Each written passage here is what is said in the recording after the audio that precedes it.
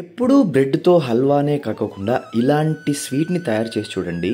మీరు చాలా చాలా ఇష్టపడి తింటారు. ఇది వన్ ఆఫ్ ద బెస్ట్ రెసిపీస్‌లో, బెస్ట్ స్వీట్ రెసిపీస్‌లో మీకు చేరిపోతుంది అంతే. ఎంత టేస్టీగా ఉంటుందంటే మీరు నమ్మరు. స్వీట్ షాపుల్లో దొరికేటువంటి ఎటువంటి స్వీట్‌కైనా ఇది తగ్గదనమాట. అంత యమ్మీగా ఉంటుంది. మీకు స్వీట్ షాపుల్లో కూడా ఇది దొరకదు. మన ఇంట్లోనే మనం చాలా ఈజీగా చేసేసుకోవచ్చు. ఇదే మన బ్రెడ్ మిల్క్ కేక్ అనమాట. మీరు కేక్ అనొచ్చు, స్వీట్ అనొచ్చు, దీని పేరు ఏదైనా పెట్టండి. బట్ ఈ స్వీట్ అనేది మనకు మెయిన్ ఇంగ్రీడియంట్స్తో మనం ఈ కేక్ రెసిపీని తయారు చేసేసుకోవచ్చు. పాలు, బ్రెడ్ మరియు పాల పౌడర్ అనమాట. అంతే, చాలా యమ్మీగా చేసేసుకోవచ్చు ఇంట్లోనే. కేక్ ఆర్ స్వీట్ రెసిపీని ఫటాఫట్ చూసేద్దాము. ఇక్కడ నేను 4 ముక్కల బ్రెడ్ని తీసుకున్నాను. తర్వాత 1/3 కప్పు షుగర్, తర్వాత 1 కప్పు మిల్క్ తీసుకున్నాను. 1/2 కప్పు మిల్క్ పౌడర్ని కూడా తీసేసుకోవాలి. తర్వాత ఈ బ్రెడ్ స్లైసెస్ని ముక్కలుగా కోసుకొనేసేసి ఈ విధంగా మిక్సీ జార్లో పెట్టేసేసుకున్నారంటే మనకు బ్రెడ్ క్రామెల్స్ ఈ విధంగా మనకు రావాలన్నమాట. మరీ ఎక్కువగా మిక్సీ పట్టాల్సిన అవసరం లేదు. ఈ విధంగా వీడియోలో చూపించినట్లుగా క్రంబుల్స్ వస్తే సరిపోతుంది. తర్వాత ఒక ప్యాన్ తీసేసుకుని దాంట్లోకి మనం 1/3 కప్పు షుగర్ అనుకున్నాం కదా, దాన్ని వేసేసేసి తర్వాత 1/4 కప్పు వాటర్ కూడా దాంట్లోకి వేసేసుకొని క్యారమెల్ మిల్క్ కావాల్సినటువంటి ఈ ఇంగ్రీడియంట్ని మనం తయారు చేసుకోవాలి. ఈ ఇంగ్రీడియంట్లో మనకు మీరు వీడియోలో చూపించినట్లుగా మధ్య మధ్యలో తిప్పుకుంటూ ఉండండి. మీకు కొద్దిగా ఈ బెల్లం పాకంలాగా తయారైపోతుంది. ఈ వీడియోలో వచ్చినటువంటి కన్సిస్టెన్సీ వస్తే సరిపోతుంది. మీరు ఇక్కడ బాగా ఇంపార్టెంట్ థింగ్ ఏంటంటే తర్వాత మనం పాలు దీంట్లోకి పోసుకోవాలి. మీరు తప్పకుండా పచ్చి పాలనే తీసుకోండి, అంటే రా మిల్క్నే తీసుకోవాలి. లేదంటే మీకు గట్టి పడే ఛాన్సెస్ ఎక్కువ ఉంటుందన్నమాట. ఈ పాలు పోసేసిన తర్వాత మనకు ఆ చక్కెర పాకంలాగా వచ్చేసింది కదా, అది మనకు కొద్దిగా థిక్ కన్సిస్టెన్సీ వచ్చే ఛాన్సెస్ ఉంటుంది. మీరు దాని గురించి వరి అవ్వాల్సిన అవసరం లేదు. దాన్ని బాగా నెమ్మదిగా కలుపుకుంటూ ఉన్నారంటే ఆ పాలు మరియు ఆ క్యారమెల్ మిల్క్ రెండు కూడా బాగా కలిసిపోయేలా ఉండాలన్నమాట. తర్వాత ఇంకొక ప్యాన్ తీసేసుకుని దాంట్లోకి 1 టేబుల్ స్పూన్ నెయ్యి వేసేసి ఆ బ్రెడ్ క్రంబుల్స్ని దీంట్లోకి వేసేసుకొని నెమ్మదిగా కలుపుకుంటూ ఉండాలి.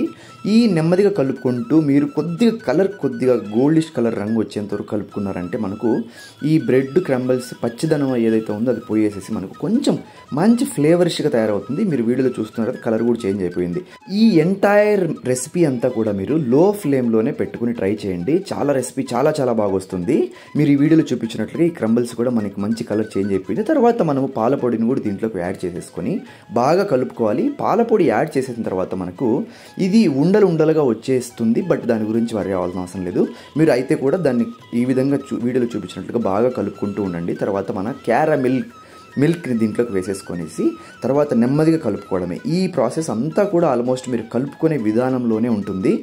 ఈ బ్రెడ్ క్రంబుల్స్, క్యారమెల్ మిల్క్ మరియు ఈ పాల పొడిని మీరు బాగా కలుపుకున్నారంటే మన రెసిపీలో 90% చాలా ఇంపార్టెంట్ థింగ్ అయిపోయిందని అర్థం అనమాట. సో మీరు తప్పకుండా ఈ రెసిపీ అంతా కూడా మీరు లో ఫ్లేమ్లో పెట్టుకోండి. కొద్దిగా టైం పడుతుంది, ఒక 20-30 మినిట్స్ లోపల మీకు ఈ రెసిపీ కంప్లీట్ అయిపోతుంది అనమాట. మీరు ఈ విధంగా పాల పొడి తర్వాత ఈ ఏదైతే మనం క్యారమెల్ మిల్క్ వేసేసిన తర్వాత మన రెసిపీని కంటిన్యూస్గా కలిపి పెట్టుకుంటూ లో ఫ్లేమ్లో పెట్టుకున్నారంటే మీకు ఈ కన్సిస్టెన్సీ వచ్చేస్తుంది. మీకు ఈ ప్యాన్ నుంచి ఈ రెసిపీ కంప్లీట్గా మనకి సపరేట్ అయిపోవాలి. అప్పుడు మన రెసిపీ కంప్లీట్ అయిపోయిందని అర్థం అనమాట. మీరు దాన్ని కొద్దిగా లో ఫ్లేమ్లో ఉన్నప్పుడు మీరు ఈ విధంగా కలిపి పెట్టుకుంటూ ఉన్నారంటే మనకు గట్టి పడకుండా కావాల్సినటువంటి కన్సిస్టెన్సీలో వస్తూ ఉంటుంది. మీరు ఫ్లేమ్ ఆఫ్ చేశారంటే ఇది గట్టిపడే ఛాన్స్ ఉంటుంది. కాబట్టి లో ఫ్లేమ్లోనే ఈ విధంగా కలిపి పెట్టుకుంటూ ఉండాలి. తర్వాత ఒక కేక్ బౌల్ తీసేసుకొని మీకు నచ్చినటువంటి షేప్లో తీసేసుకొని దాంట్లోకి ఒక బటర్ పేపర్ను కూడా వేసేసి దాంట్లోకి మీరు నెయ్యి లేదంటే బటర్ని కొద్దిగా దాని మీద తుడిచేశారంటే మనకు ఈ రెసిపీ మనకు అంటకుండా ఉంటుంది. సో ఈ ప్రికాషన్ని ఫాలో అయిపోయేసేసి మీరు ఆ ఉన్న ఇంగ్రీడియంట్ అంతా కూడా దాంట్లోకి వేసేసి మీ దగ్గర ఉన్నటువంటి ఏ దాంతో అయినా కూడా ఈ విధంగా కంప్లీట్గా యూనిఫామ్గా మీరు దీన్ని ప్రెస్ చేసుకొని పెట్టుకోనండి కేక్ షేప్లో వచ్చేలాగా.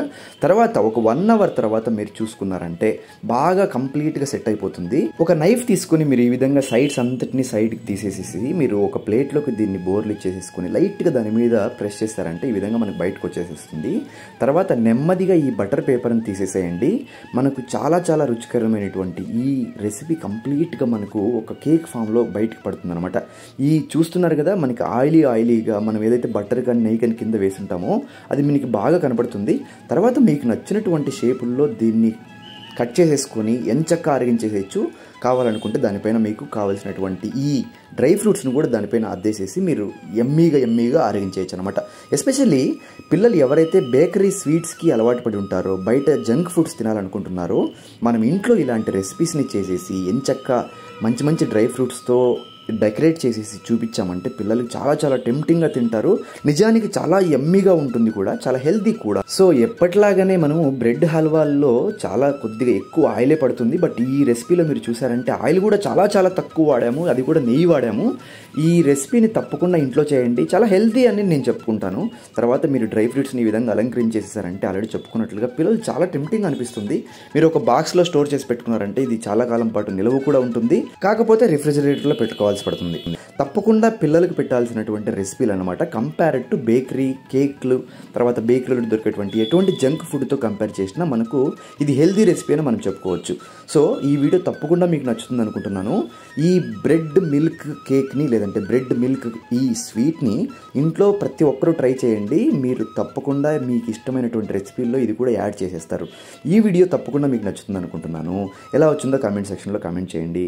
ఈ రెసిపీ మీకు నచ్చినట్లయితే లైక్, షేర్ అండ్ సబ్స్క్రైబ్ చేసుకోవడం మాత్రం మర్చిపోద్దు. Thanks for watching and thank you all.